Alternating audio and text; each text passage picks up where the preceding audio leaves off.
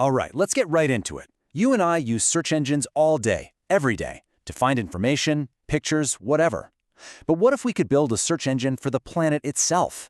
I mean, a way to literally ask questions about any location on Earth and get a smart, insightful answer back. Well, that's the wild idea behind this new AI concept called Earth Embeddings. To really get this, let's start with something you already know. Think about your phone. When you search your photos for puppy, how does it also know to show you pictures of dogs? It's because the AI doesn't see words like we do as just text. It understands them as related concepts, as coordinates in this giant mathematical space. And this is the magic of what AI researchers call embeddings. In that mathematical space, the distance and direction from puppy to dog is almost identical to the relationship between kitten and cat. The AI has captured the meaning, the vibe of the relationship. The key thing here is that the AI gets the context, not just the letters on the screen. And that is the big leap. That's the core of what we're talking about today. What if we could take that exact same principle, that deep conceptual understanding, and apply it not to language, but to geography, to every single spot on our planet? So this is where we get into what an Earth embedding actually is. The best way to think about it is like we're creating a unique digital fingerprint for any place on the globe. So, technically speaking, an Earth embedding is a vector, which is really just a fancy way of saying a list of numbers. But this list of numbers captures the essential characteristics of a specific place at a specific time. This single vector becomes its unique digital fingerprint. It's a super compact, but incredibly useful summary of what that place is actually like.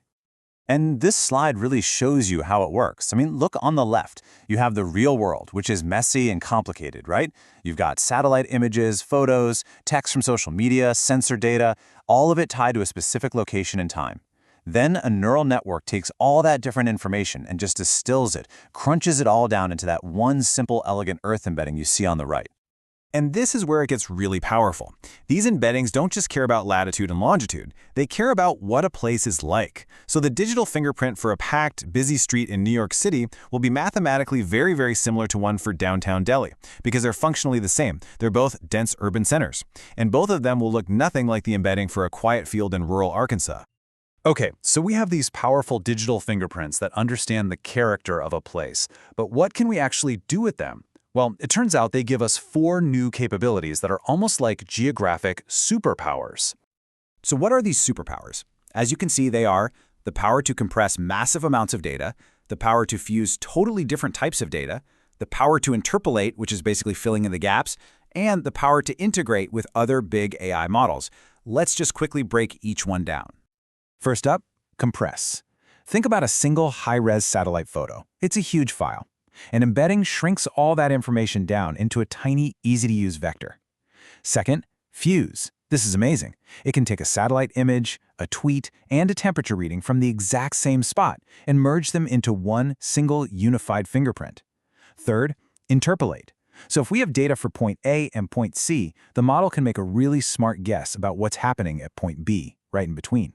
And finally, interoperate. The embedding becomes a kind of location token, a universal language that lets other AIs, like a large language model, finally understand geography. Okay, that's the theory. Theory is great. But let's look at some of the incredible real-world things people are already building with this.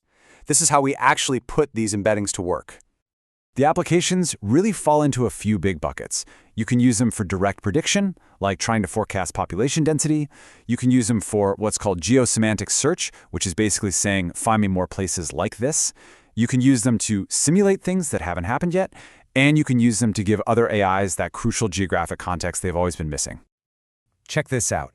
This is a perfect example of that search function. On the left, we give the AI a picture of a solar farm. It creates an embedding for it. Then, it just searches a giant global database to find the closest mathematical matches. And boom, the results on the right are other solar farms from totally different parts of the planet.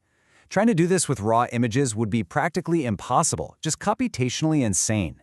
But with embeddings, it's fast and incredibly efficient. But it gets even crazier. We're now going beyond just finding things that exist to actually creating things. So on the left is a normal satellite image of someplace. By taking its Earth embedding and feeding it to a generative AI, we can ask it to imagine a scenario. And on the right, you see the AI's synthesized image showing what a major flood could look like in that exact spot.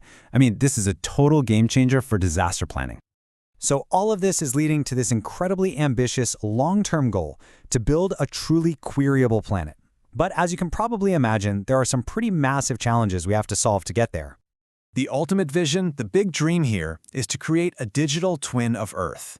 A dynamic, constantly updated digital copy of our world that we could ask questions to and interact with in real time to understand everything from climate change to how our cities are growing.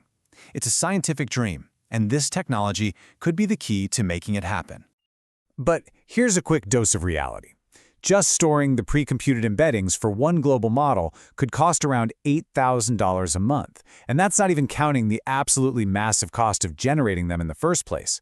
So yeah, that gives you a sense of the huge infrastructure and cost hurdles we're facing.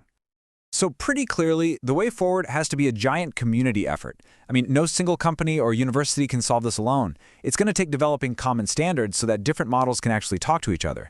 It means building shared infrastructure to deal with those crazy costs. It means getting climate scientists, AI researchers, and city planners all in the same room. And probably most importantly, it means a real commitment to being open, sharing models, data, and code so that everyone can benefit and build on this work. When you boil it all down, what we're really talking about here is creating a brand new AI native language.